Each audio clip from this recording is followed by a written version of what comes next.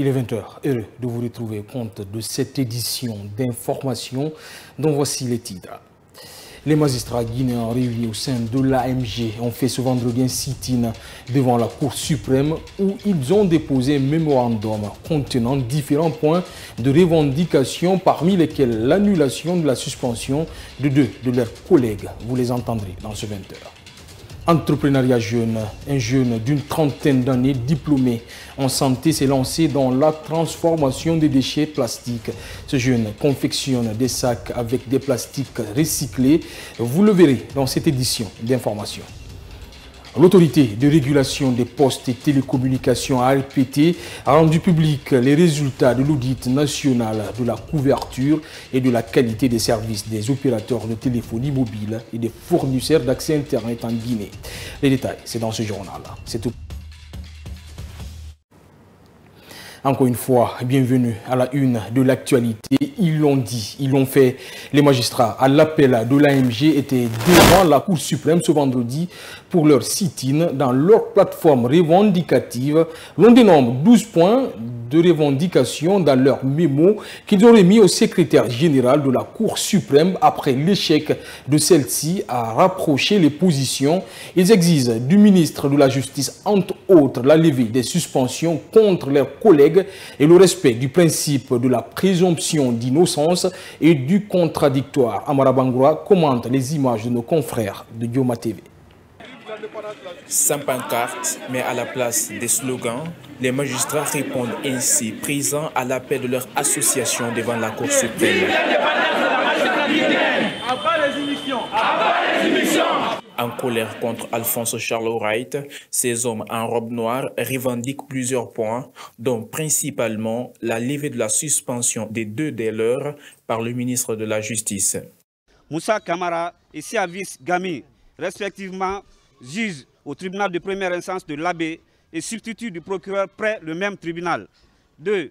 Le retrait sur la page du ministère de la Justice et les pages personnelles du ministre de la Justice de tous les arrêtés de suspension concernant les magistrats en application de l'article 39 de la loi portant statut des magistrats. Ces points consignés dans un mémo ont été remis à la Cour suprême à travers son secrétaire général, l'institution dont le premier président a échoué à rapprocher les positions. Je vais transmettre fidèlement cette note à Monsieur le Premier Président de la Cour suprême et des décisions seront prises concernant cette note revendicative. Les cours et tribunaux du pays restent toujours paralysés par cette crise. Revenir à de meilleurs sentiments n'est pas à l'ordre du jour à l'AMG si ces points de revendication ne seront pas satisfaits selon ses membres. Ce n'est pas à nous de revenir en rien, c'est pas nous, nous avons des points de revendication. Si ces revendications sont déjà satisfaites, alors c'est le CIA que nous suivons. Si le CIA dit de reprendre les travaux, nous allons reprendre les travaux, même demain. À la suite de ce sitting, l'association des magistrats entend organiser une marche dont la date n'a pas été définie. L'humanité célèbre ce vendredi la journée internationale de la démocratie instituée par l'Organisation des Nations Unies en 2007. Cette journée a pour objectif d'encourager les gouvernants à renforcer et consolider la démocratie à travers le monde. Elle reste toujours fragilisée en Afrique. On n'exclura pas également les coups d'État survenus les 2 dernières années dans certains pays de l'Afrique de l'Ouest. Mais qu'est-ce qu'il faut pour maintenir cette démocratie? Ce vendredi, des acteurs politiques et activistes de droits de l'homme ont tenté de répondre à cette question. Maman Aïssata Tawel Kamara, compte rendu.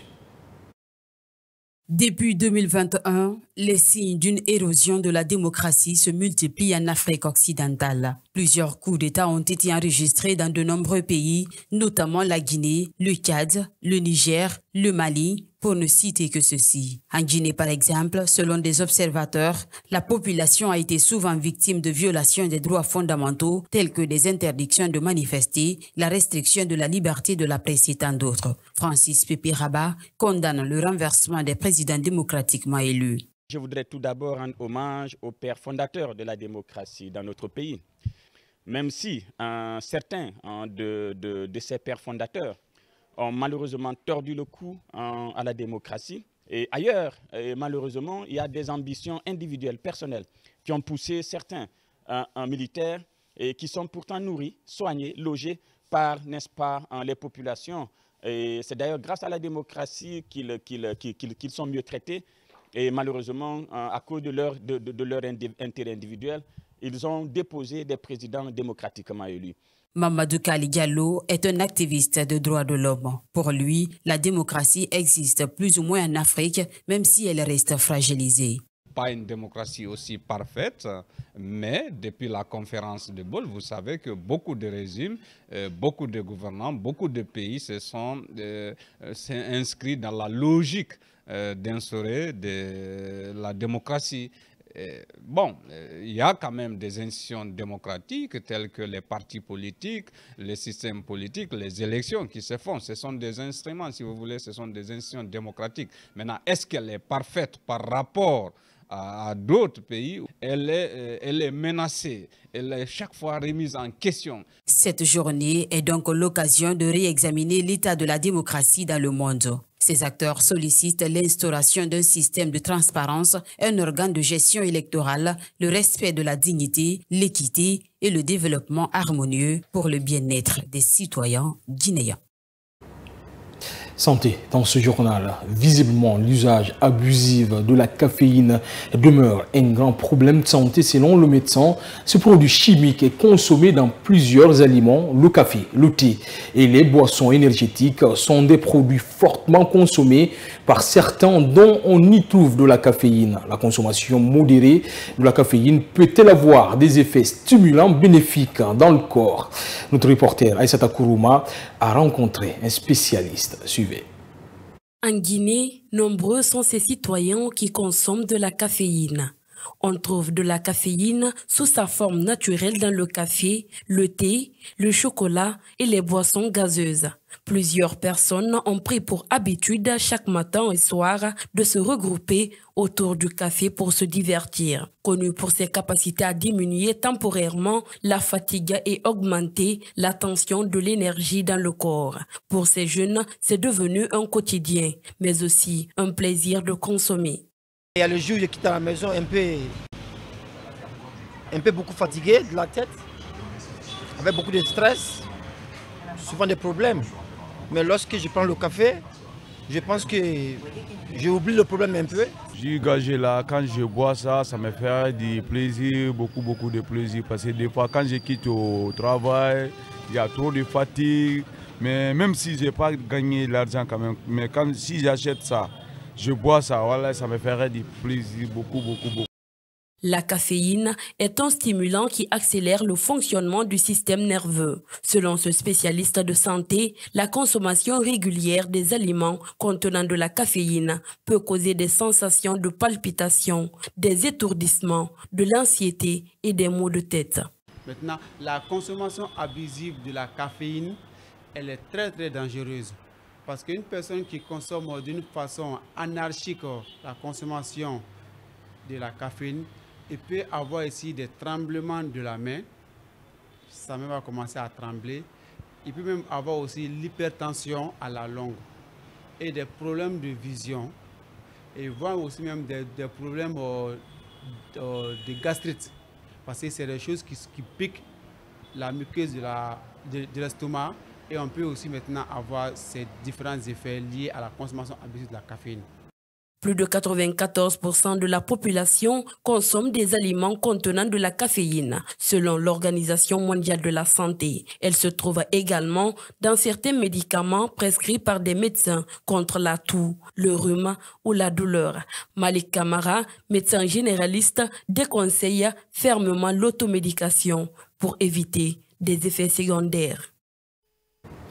Et je le disais en titre, l'autorité de régulation des postes et télécommunications ARPT a rendu public les résultats de l'audit national de la couverture et de la qualité des services des opérateurs de téléphonie mobile et des fournisseurs d'accès Internet en Guinée. Cet audit entre dans le cadre de la vision de satisfaire les besoins de la population en termes de qualité et d'accessibilité aux services appels, SMS et data par les différents opérateurs. Selon les résultats publiés, le constat indique qu'il reste beaucoup à faire pour satisfaire les consommateurs. En Soubaïlo Baldé.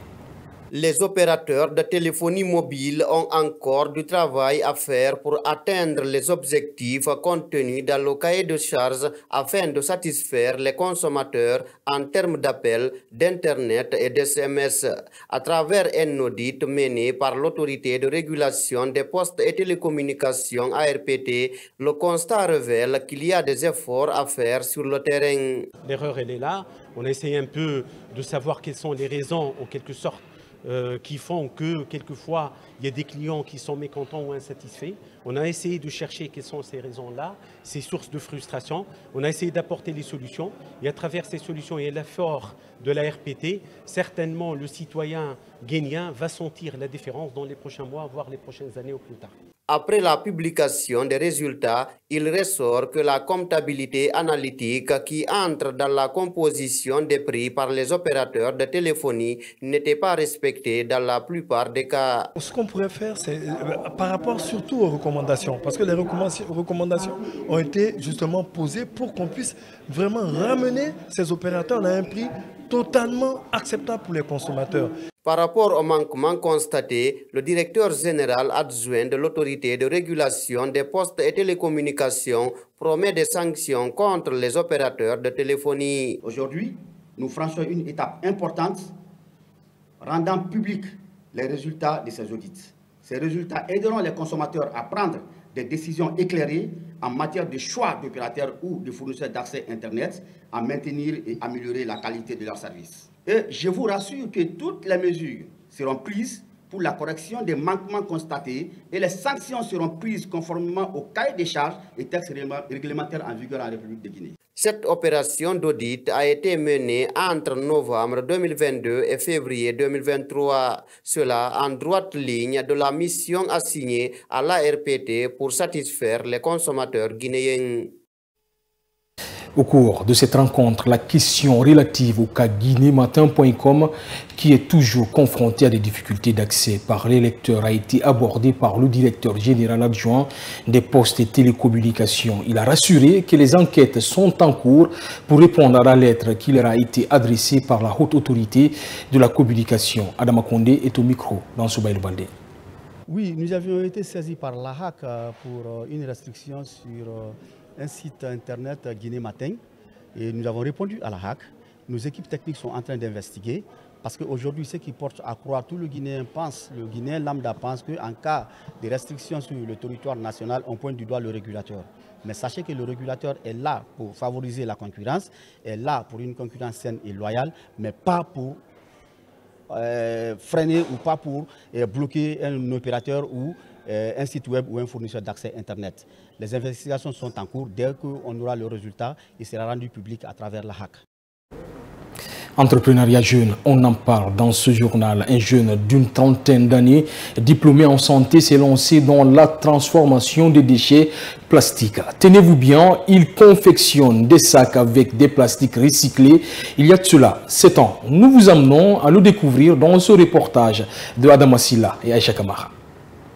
Chaque matin, Fodé Camara, jeune entrepreneur âgé d'une trentaine d'années, diplômé en santé publique, se rend dans son atelier pour la confection de ces sacs à base de plastique, dont les prix varient entre 5 000 à 80 000 francs guinéens. Pour obtenir un résultat satisfaisant, ce jeune doit passer par des procédures pas très aisées. C'est un rêve d'enfance que je porte jusqu'à présent, qui continue à m'animer afin d'accompagner mon pays. Alors voilà, c'est d'abord d'aller collecte, après envoyer pour les découpages, après découpage, la désinfectation, après la désinfectation, c'est de lavage, après le lavage c'est de rincement, après le rincement on passe par les filtrations, après ces filtrations on passe maintenant au séchage. Fassou Makourouma est étudiant et rassembleur des sachets plastiques pour Fodé Camara. Pour lui, le recyclage des sachets plastiques est très utile et contribue à la protection de l'environnement. On sensibilise tout un chacun. Après le service, on prend des plastiques, on met dans une poubelle pour ne pas jeter hors. Voilà. Donc la sensibilisation ici est énorme. Donc, en plus, c'est qu'on essaie de mettre des déchets plastiques en nombre, quoi, en fait. Malgré les difficultés, Fodé Camara ambitionne de conquérir le pays à travers ses œuvres artistiques faites de plastique. Des visibilités sur ça, sur le plan national et sur le plan international. Alors j'ai beaucoup de clients qui viennent, il y a d'autres qui viennent m'encourager en achetant ces objets. Il y a d'autres pays comme ça. L'écoulement quand même, le début ça n'a pas été facile. Parce que l'écoulement aussi dépend des qualités des sacs. En Guinée, malgré les difficultés que rencontrent les entrepreneurs sur le plan financier et technique, le secteur est tout de même brisé par des jeunes. Chaque matin, Fodé Camara. À présent, la fondation Sulbanks Manamba était face à la presse ce vendredi. Objectif, parler de son projet de scolarisation de 200 enfants issus de ménages à très faible revenu. Reportage, Mantanouba. C'est un projet très ambitieux que la fondation du couple Sulbanks Manamba Kanté entend réussir. Les deux artistes s'investissent dans l'humanitaire avec à la clé la scolarisation de 200 enfants issus de milieux défavorisés, comme l'expliquent ses fondateurs. Il y a les jeunes les agents qui sont sortis sur le terrain pour identifier ces enfants. Et lors de l'identification, on a trouvé que parmi ces enfants, il y a des enfants qui ont été déscolarisés et des enfants qui n'ont jamais été scolarisés en fait. Donc nous, notre but, c'est de pouvoir les aider à revenir à l'école, c'est-à-dire une réinsertion à l'école en quelque sorte.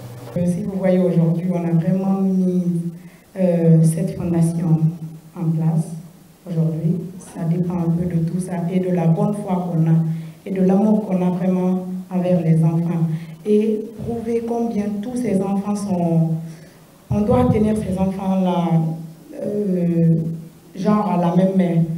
La fondation Sulbanks Manamba Kanté collabore avec l'association française Without Boundaries dans ce projet de scolarisation des enfants démunis. Sa présidente Clémence Vanero a effectué le déplacement sur Conakry pour expliquer le motif de sa participation. 50% des enfants les moins scolarisés dans le monde viennent d'Afrique subsaharienne. C'est un chiffre qui nous a marqué et on s'est dit qu'on se devait sur le long terme de faire quelque chose pour réduire cet objectif. Ça va peut-être baisser de même pas 1% au départ, mais le but c'est que ça croît, que ce soit 4, 5, peut-être 10, et on espère beaucoup plus si on le peut. C'est un projet commun qu'on a eu tous. On sait que l'éducation a un rôle très important, et pour citer même des grandes personnes, je pense que l'éducation est l'arme la plus forte du monde, comme vous pouvez le savoir. J'ai même pas envie de dire son nom parce que je pense que vous devez avoir la référence, ça me paraît logique. Pour atteindre son objectif de scolarisation des 200 enfants, la fondation Sulbanks Manamba Kanté met en vente aux enchères plusieurs disques du dernier album de l'artiste Sulbanks et l'organisation d'un concert gala. C'est la fin de cette édition d'information. Merci à toutes et tous de l'avoir suivi. L'information continue sur notre site web, le www.siaminfo.com ou sur les réseaux sociaux Kavi Media.